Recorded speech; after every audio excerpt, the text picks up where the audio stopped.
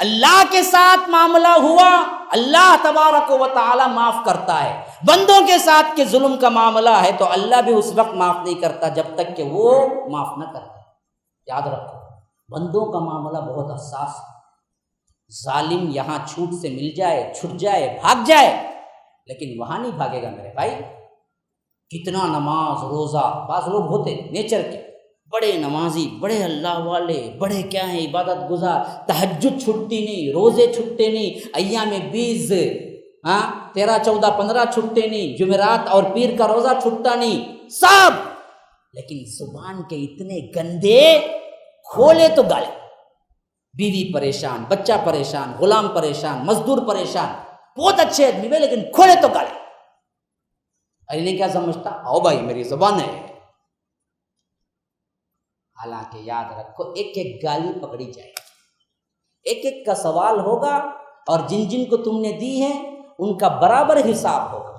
تو یاد رکھو، اللہ عام ظالم و مظلوم کا فیصلہ فرمائے گا تو ساس بہو پہ جو ظلم ہوتے ہیں، ساس بہو کے جو معاملات ہوتے ہیں، اللہ ان کو بھلا کے سیدھے جنت بھیج دے گا۔ کیا ان کا معاملہ تصفیہ نہیں کرے گا؟ ہمارے خاندانوں کے جھگڑوں کا تصفیہ نہیں کرے گا؟ جو ظلم سے زمین دبا کے بیٹھ جاتے ہیں، جو ظلم سے مال کھا کے بیٹھ جاتے ہیں، جو ظلم سے بہنوں کی وراثت نہیں دیتے ہیں، جو جتنے ظالمانہ لوگ ہیں، وہ لوگ اتراتے جو پھرتے ہیں دنیا میں، کل قیامت کے دن اللہ نہیں کھڑا کرے گا کہ اس پر کون کر مقدمہ دائر کرتا ہے، آؤ۔ اور اللہ انصاف لے کے نہیں چھوڑے گا، ضرور انصاف لے کے چھوڑے گا۔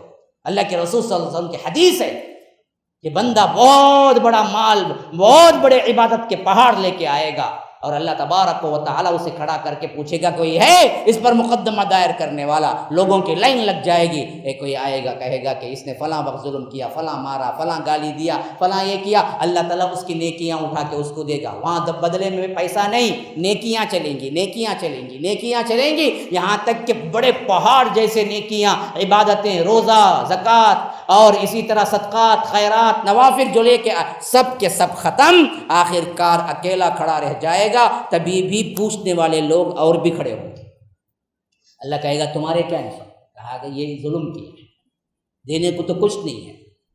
تو اللہ تعالیٰ ان کی طرف سے لے کے ان پر رکھے گا، ان کے گناہ اس بندے پر رکھے جائیں گے، ان کے گناہ اس بندے پر ان کے گناہ اس بندے پر، یہاں تک کہ جس طرح وہ روزہ، سیام اور زکوٰۃ اور نوافل لے کے آیا، اتنے ہی گناہ لے کے کھڑا ہوگا، یہاں تک کہ اللہ کہے گا اٹھا کے اسے جہنم میں پھینک۔ تمہارے تمام نیکیاں دوسرے لے کے چلے گئے صرف ظلم کی وجہ سے۔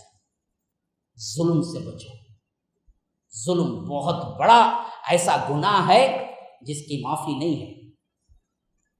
بعد میں توبہ بھی کر لیے تو علماء اسلاف وغیرہ لکھے ہوئے ہیں کہ تب بھی اللہ تبارک و تعالی اس بندے کی معافی کو دیکھے گا کہ بندہ معاف کر رہا ہے یا نہیں، تب جا کے معاف کرے گا۔ اگر وہ بندہ نہیں ملا، اس سے معافی مانگنے کا کیا ہے، آپ کو وقت بھی نہیں ملا، اور آپ روتے رہے، گڑ گڑاتے رہے پوری زندگی اور معافی مانگتے رہے کہ ہم نے فلاں پہ ظلم کیا اللہ، لیکن اس سے جا کے معافی مانگنے کا آج میرے پاس کوئی راہ نہیں ہے، وہ بندہ مر گیا یا چلا گیا، اور اللہ کو مناتے رہے، تو اللہ اس وقت بھی علماء اسلاف کہتے ہیں کہ کل قیامت کے دن اللہ تبارک و تعالی تبھی بھی اس کو کوئی اس ظلم کے بدلے میں کوئی ایسی چیز دے کہ اللہ اسے خوش کرے گا، پھر اس کے بعد تمہیں معاف کرے گا، لیکن بدلہ ہے، بدلے کے بغیر نہیں ہے۔ ظلم ایک ایسی چیز ہے، اللہ کے معاملے کا گناہ ہے تو وہ اللہ تبارک و تعالی چاہے تو معاف کرتے، لیکن اس میں بھی شرک نہیں معاف کرے گا۔ بسم اللہ الرحمن الرحیم۔ مرکز السلام لنشر اسلام مرکز اور مسجد کا تعمیری کام اختتام پذیر ہونے والا ہے، الحمدللہ الحمدللہ۔ میں نے الحمدللہ اللہ کے فضل و کرم سے معائنہ کیا اس کام کا، اس مرکز کو میں پہنچا، اور جو کچھ بھی کام وہاں پر چل رہا ہے اور جو باقی ہے اس کا میں نے مشاہدہ کیا، تو تقریباً کام الحمدللہ مکمل ہونے کے قریب ہے، اور باقی جو کام جو ابھی باقی ہیں وہ انٹیریئر کا کام ہے، اور اسی طرح لفٹ کا کام باقی ہے، اور اسی طرح ٹائلس وغیرہ جو ہے ڈالنے کا جو کام ابھی چل رہا ہے، اب اس کی تکمیل ہونی باقی ہے۔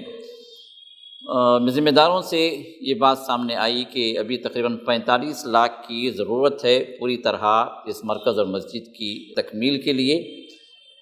تو جن حضرات نے بھی تعاون کیا ہے الحمدللہ اللہ تعالیٰ کے ہاں وہ ضرور اجر پائیں گے، جس طرح محمد رسول اللہ صلی اللہ علیہ وسلم کی یہ بشارت ہے، من بنا للہ مسجدا بنى اللہ لہ بیتا فی الجنہ، جو اللہ کے لیے مسجد کی تعمیر کیا اللہ تعالیٰ اس کے لیے جنت میں ایک محل اللہ تعمیر کرتے ہیں۔